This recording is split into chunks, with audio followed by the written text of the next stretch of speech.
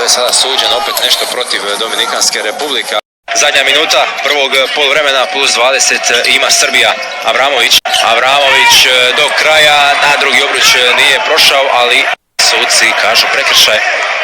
Sada ćemo vidjeti je li Srbija nešto naučila iz te utakmice protiv Italije u kojoj je, podsjećam, vodila 60-44 sredinom treće četvrtine pa izgubila utakmicu.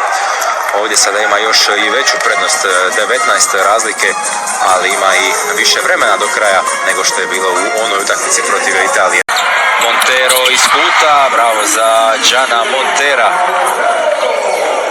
12 njegovih poena, trica koja Dominikansku republiku spušta na ispod 20 minusa.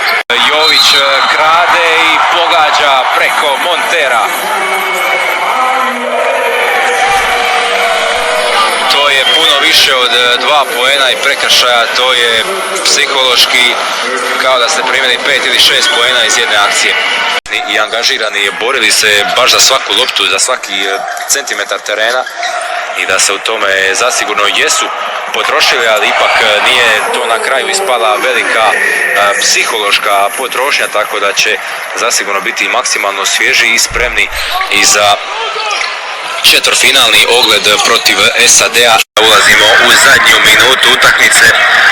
Srbija ide u četvrtfinale svjetskog prvenstva uz svoju najbolju partiju na ovom turniru.